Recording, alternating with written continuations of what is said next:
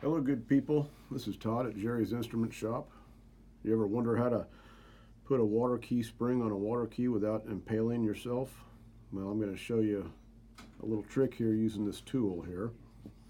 First, you put the spring on the water key. You always want this saddle side of the spring towards the lever of the key so it will actually spring. And so when you install it, it's going to end up like that. And then you take a tool like this and you can insert the two ends of the spring into it. That kind of frees up some more of your fingers. And you bend it back kind of into the position you need it. You take it over to the water key saddle here and you carefully place it in there. There's going to be a lot of tension on there when you do this, so you got to be careful. And then you take the pin. Some of them are threaded, this one is not. And you carefully, while you're hanging on to it here, insert that pin.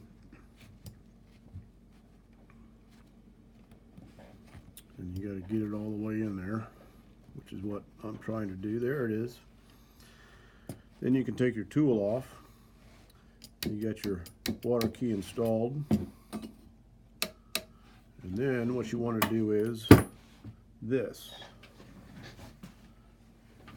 Take a pair of wire cutters, side cutting pliers, and then you want to trim off the little excess part here. And before you do that, before you actually clamp down on it, if anybody's around you, you say something like, "Avert your eyes," and you do the next one. And about like that. You don't want to cut them too short. About like that's good. That way, if you ever need to pull it off for any reason, you can use that tool to reinstall it. So you leave yourself enough spring on there that you can reinstall it using that handy tool. And that's how we do that. Next, I'm going to put the water key cork in. But yeah, that's for another day.